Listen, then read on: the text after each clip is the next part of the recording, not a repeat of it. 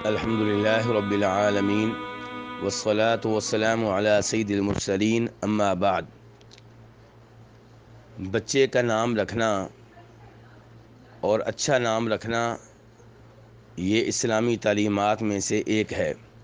نبی علیہ الصلاۃ والسلام نے 7ویں دن بچے کے نام رکھنے کا حکم دیا ہے، لیکن یہ نام اس سے پہلے بھی رکھا جا سکتا ہے، کیونکہ خود نبی علیہ الصلاۃ والسلام نے ایک صبح لوگوں سے کہا کہ رات مجھے اللہ نے بیٹا دیا ہے اور میں نے اس کا نام ابراہیم رکھا ہے۔ تو اس سے پتہ چلا کہ 7ویں دن سے پہلے بھی نام رکھا جا سکتا ہے، لیکن بہرحال 7ویں دن نام رکھ لینا چاہیے۔ اور نام رکھنے میں بچے کے باپ کو چاہیے کہ بچے کی ماں سے مشورہ کرے اور دونوں کو اچھا سا نام رکھیں۔ لیکن ایک سوال یہ پیدا ہوتا ہے کہ جب ماں باپ میں بچے کا نام رکھنے کے سلسلے میں اختلاف پیدا ہو جائے تو پھر نام رکھنا کس کا حق ہے؟ تو یہ حق باپ کا ہے۔ چنانچہ حافظ ابن قیم رحمہ اللہ، جنہوں نے نومولود کے احکام و مسائل پہ ایک بڑی شاندار کتاب لکھی ہے، تحفۃ المودود باحکام المولود، وہ اپنی اس کتاب میں فرماتے ہیں کہ ان تسمیۃ حق للاب لا للام، کہ بچے کا نام رکھنا یہ باپ کا حق ہے، ماں کا حق نہیں ہے۔ اور آگے فرماتے ہیں کہ اس بارے میں لوگوں میں کوئی اختلاف نہیں ہے، یعنی کہ لوگوں کا اس بات پہ اتفاق ہے، علماء کرام کے اس بات پہ اتفاق ہے کہ بچے کا نام رکھنا باپ کا حق ہے۔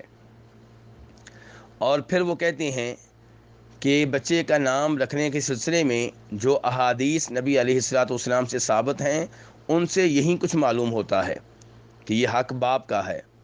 اور ویسے بھی بچے کی نسبت باپ کی طرف ہوتی ہے، ماں کی طرف نہیں ہوتی۔ بچے کا نام اگر احمد ہو تو کہا جائے گا احمد بن فلان، یعنی کہ باپ کا نام لیا جائے گا، ماں کا نام نہیں لیا جائے گا۔ اللہ تعالیٰ بھی قرآن پاک میں فرماتے ہیں سورہ احزاب میں، ادعوہم لآبائہم ھو اقسط عند اللہ، کہ لڑکوں کو، بچوں کو ان کے باپ کی طرف منسوب کر کے آواز دو اور پکارو۔ جیسے بچے کی برادری اور بچے کی ذات وہی ہوگی جو باپ کی ہے۔ اگر ماں باپ دونوں مختلف برادریوں سے تعلق رکھتے ہیں تو بچے کی نسبت اس برادری کی طرف ہوگی جو برادری باپ کی ہے۔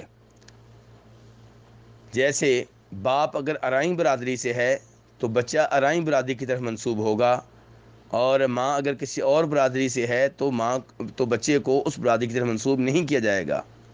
تو ایسے ہی بچے کا نام رکھنا یہ بھی باپ کا حق ہے۔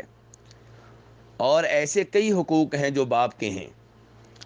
اسلام نے اگر، شریعت نے اگر باپ کو نام رکھنے کا حق دیا ہے تو عقیقہ کی ذمہ داری بھی اسلام نے باپ پہ عائد کی ہے۔ بکرے خریدنا، انہیں ذبح کرنا اور انہیں تقسیم کرنا وغیرہ، یہ ذمہ داری باپ کی ہے۔ بچے کو تعلیم دینا، یہ ذمہ داری بھی باپ پہ عائد ہوتی ہے۔